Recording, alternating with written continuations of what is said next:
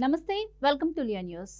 జగన్మోహన్ రెడ్డి అధికారంలో ఉన్నప్పుడు land titling act అనే చట్టాన్ని అమల్లోకి తీసుకురావాలని ప్రయత్నం చేసిన విషయం మనందరికీ తెలిసిందే. అయితే అప్పట్లో రైతుల నుంచి దీని మీద తీవ్ర వ్యతిరేకత వ్యక్తమైంది. అలాగే జగన్మోహన్ రెడ్డి ఓడిపోవడానికి సగం కారణం ల్యాండ్ టైటిలింగ్ యాక్టే అని కూడా అందరికీ తెలిసిన విషయమే. మరి అటువంటి ల్యాండ్ టైటిలింగ్ యాక్ట్ని చంద్రబాబు గారు అధికారంలోకి రాగానే రద్దు చేస్తామని చెప్పడం, అలాగే అధికారంలోకి రాగానే ఫైల్ మీద ఆయన సంతకం చేయడం కూడా మనం చూసాం. అలాగే నిన్న అసెంబ్లీలో కూడా మరి ల్యాండ్ టైటిలింగ్ యాక్ట్ను రద్దు చేస్తూ అసెంబ్లీ తీర్మానం కూడా చేసింది.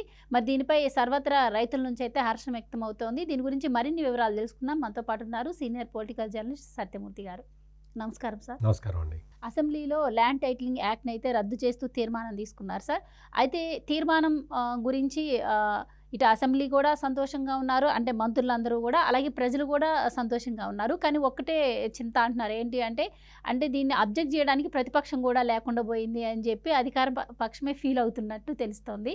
సో మీరేం చెప్తారు సార్? అంటే దీనిపైన ప్రజలందరూ కూడా చాలా సంతోషం వ్యక్తం చేస్తున్నారు. అలాగే సరిహద్దు రాళ్ళ మీద బొమ్మలు కూడా తీసేస్తామని చెప్పడం కావచ్చు, ఇవన్నీ కూడా ఎలా చూడొచ్చు అంటారు? మీరేం చెప్తారు? ఇదేంటంటే చంద్రబాబు నాయుడు ఎన్నికల క్యాంపెయిన్లోనే స్పష్టంగా చెప్పాడు, ఇది ల్యాండ్ టైటిలింగ్ యాక్ట్ కాదు, ల్యాండ్ గ్రాబింగ్ యాక్ట్ అని.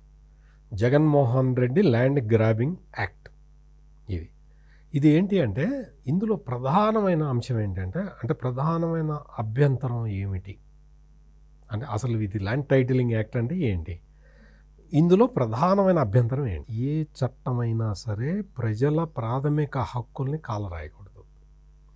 ప్రజల ప్రాథమిక హక్కు ఏంటంటే, ఏదన్నా డిస్ప్యూట్ వస్తే కోర్టుకు వెళ్ళటం. నువ్వు కోర్టుకు వెళ్ళే హక్కు నీకు లేదని చట్టంలో తీసుకొస్తే ఇంకా దాన్ని ఏమంటారు? నువ్వు ఆ క్లాజ్ ఎందుకు పెట్టావు అంటే, మీరు చెప్పినట్టు రైతులే కాదు, సొంత ఇల్లు ఉన్నవాడిని కూడా ఆ ఇంట్లో నుంచి వాడిని ఎళ్ళగొట్టి ఇంకొకటి వైసీపీ వాడు ఆక్యుపై చేస్తే దాన్ని నువ్వు పోలీస్ స్టేషన్కి వెళ్తే కేసు రిజిస్టర్ చేయరు, కోర్టుకి వెళ్ళే అవకాశం లేదు.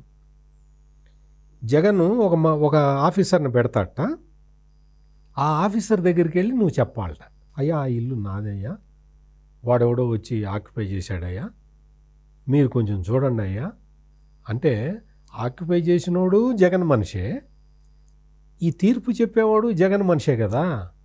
నీకు అనుకూలంగా వాడెందుకు తీర్పు చెప్తాడు? వాడేమంటాడు? నీది కాదు ఆ ఇల్లు, వాడిదే అంటాడు.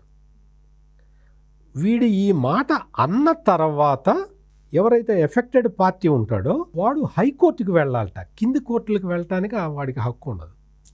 ఇది స్థూలంగా చట్టం గురించి చెప్పాలంటే ఎంత దుర్మార్గం. ఇప్పుడు వాడెవడో నిన్ను తన్ని వాడొచ్చి ఆక్యుపై చేశాడు, వాడికి అనుకూలంగానే ఉన్నాడు, అధికారి కూడా వాడికి అనుకూలంగానే ఉన్నాడు, వాడు అదేవిధంగా తీర్పు చెప్పాడు, నీకు తెలియదు, నువ్వు కోర్టుకి వెళ్ళలేవు, నువ్వేం చేయాలి?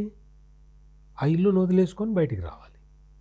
అంటే నిన్ను ఇంట్లోంచి వెళ్ళగొడతారు, పొలంలో నుంచి వెళ్ళగొడతారు, నీకు ఏ హక్కు లేదు.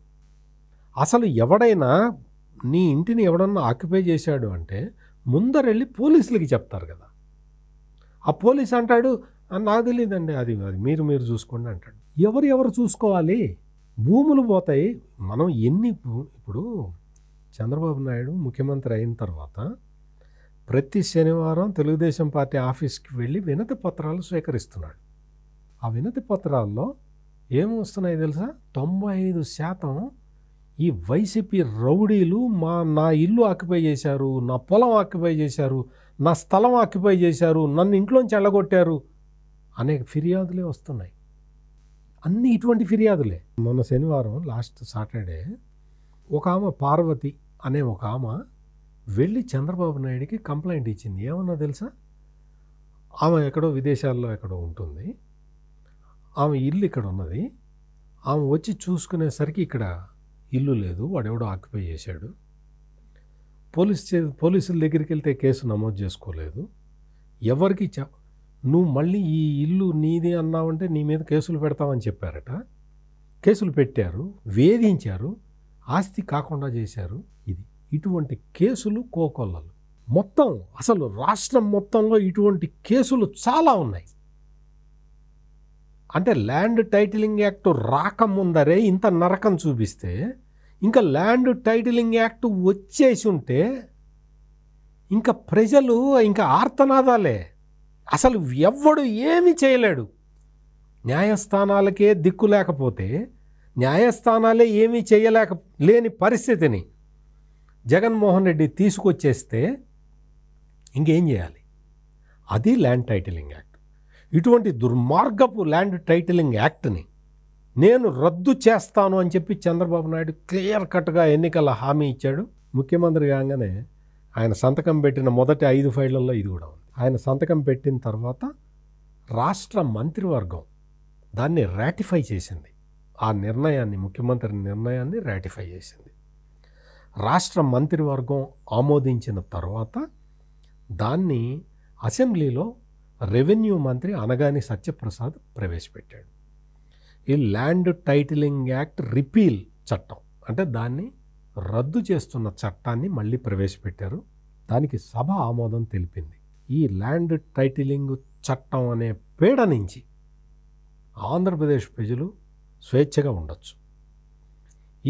ఈ ల్యాండ్ టైటిలింగ్ యాక్ట్ని మేము ఏదో అడ్డుకుంటాం, మేము కౌన్సిల్లో అడ్డుకుంటాం, కౌన్సిల్లో జగన్మోహన్ రెడ్డికి బలం ఉంది, మేము కౌన్సిల్లో అడ్డుకుంటాం అని చెప్పి కొన్ని డైలాగులు చెప్తున్నాడు జగన్మోహన్ రెడ్డి చుట్టుపక్కల ఉన్నవాళ్ళు. అడ్డుకొని చూడు ఏం జరుగుతుందో తెలుస్తుంది. జగన్మోహన్ రెడ్డి అనుకుంటున్నాడు, నాకు కౌన్సిల్లో మెజారిటీ ఉంది కదా, నేను అడ్డుకుంటే ఈ బిల్లు ఆగిపోతుంది, మళ్ళీ మనం అధికారంలోకి వచ్చిన తర్వాత ప్రజల భూములు కొట్టేయచ్చు అనుకుంటున్నాడు, ప్లాన్ చేసుకుంటున్నాడు. జగన్మోహన్ రెడ్డికి తెలియని విషయం ఏంటంటే, ఒకసారి కౌన్సిల్ రిజెక్ట్ చేసింది అనుకో, శాసన మండలి ఈ బిల్లును ఆమోదించలేదు, మళ్ళీ వస్తుంది, మళ్ళీ అసెంబ్లీ ఆమోదించి మళ్ళీ పంపిస్తుంది. రెండోసారి కూడా వాళ్ళు రిజెక్ట్ చేస్తే అది చట్టం అయిపోతుంది. అసెంబ్లీ ఈజ్ సుపీరియర్, అంటే 2 సార్లు అసెంబ్లీ ఆ బిల్లును పాస్ చేసేస్తే కౌన్సిల్ ఏం చేయలేదు. ఈ బేసిక్ నాలెడ్జి కూడా లేకుండా జగన్మోహన్ రెడ్డి మేము కౌన్సిల్లో అడ్డుకుంటాం, కౌన్సిల్లో అడ్డుకొని చూడు, అడ్డుకో, ప్రజలు ఏం చెప్తారో.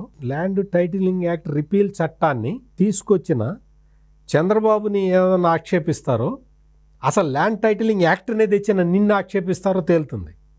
ఆల్రెడీ తెలిసింది కదా, ఎన్నికల ఫలితాల్లో క్లియర్ కట్గా అర్థమైపోయింది కదా. అందువల్ల కౌన్సిల్ సభ్యులకు కూడా నేను విజ్ఞప్తి చేసేది ఏంటంటే, అది పెద్దల సభ కదా, అంటే చాలా గౌరవప్రదమైన వ్యక్తులు ఉండే సభ కాబట్టి మీ గౌరవాన్ని మీరు కాపాడుకోండి. ఈ బిల్లు వస్తే మీరు దానికి ఆమోదం చెప్పండి.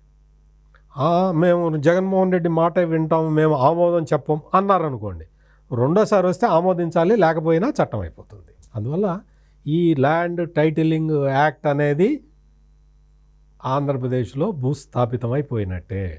ప్రజలు స్వేచ్ఛగా ఎవరింట్లో వాళ్ళు ఉండొచ్చు, ఎవరి పొలాన్ని వాళ్ళు సాగు చేసుకోవచ్చు, వాళ్ళు సాగు చేసుకోలేని పరిస్థితుల్లో ధైర్యంగా కౌలుకిచ్చుకోవచ్చు, ఎటువంటి సంశయము లేదు. న్యాయస్థానాలు ఉంటాయి, సివిల్ కోర్టులో ఏదన్నా డిస్ప్యూట్స్ అన్నదమ్ముల మధ్య, ఏదన్నా పిత్రార్జితం ఆస్తుల్లో ఏదన్నా డిస్ప్యూట్స్ ఉంటే చక్కగా కోర్టులకు వెళ్ళి స్థానిక కోర్టులోనే తేల్చుకోవచ్చు. మీ దగ్గరకు వచ్చి ఏ వైసీపీ గుండా కూడా మీ స్థలాన్ని ఆక్యుపై చేసే భయం మీకు లేదు. ఇది ఈ రోజున ఆ చట్టాన్ని, పాత చట్టాన్ని రద్దు చేసే ఒక బృహత్ నిర్ణయాన్ని చంద్రబాబు నాయుడు ప్రభుత్వం తీసుకొని అమలు చేస్తున్నది, సమర్థవంతంగా అమలు చేస్తున్నది. ఆంధ్రప్రదేశ్ ప్రజలందరూ చాలా సంతోషంతో ఉంటారని నా అంచనా. సూచనలు కూడా అవే కనపడుతూ ఉన్నాయి. Thank you sir. నమస్కారం.